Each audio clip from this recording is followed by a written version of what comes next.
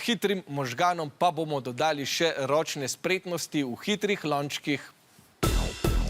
Naši lončkasti hitroprstneži so pokazali že marsikaj. In ko si rečemo, tole pa hitreje sploh ne gre več. Nas presenetijo in zlagajo še boljše in še hitreje.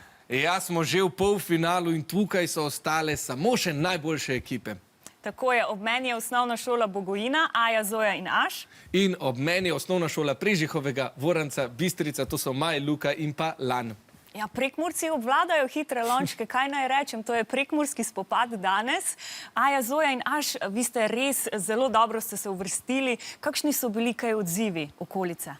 Ja, v bistvu smo navdušili učence, predvsem iz mlajših razredov. A so vam kaj čestitali? Seveda, učitelji in učenci. To je pa lepo slišati. Pa se je mogoče še kdo navdušil za zlaganje hitrih lončkov? Seveda, predvsem, ko smo bili v šoli narave.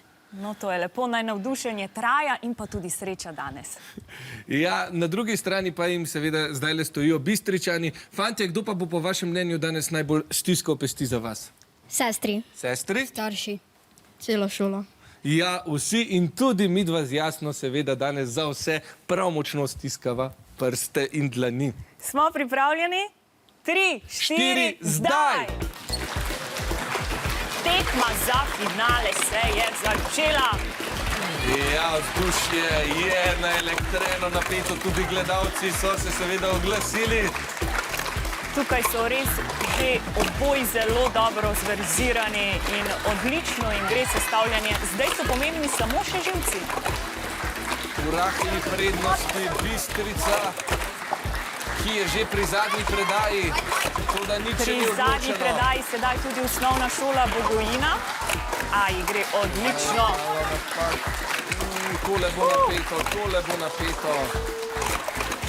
Tole bo res napeto. Prišli smo do konca, kakšen napet boj, ampak zmagala je osnovna šola Prežihovega Voranca. Bistrica, čestitke!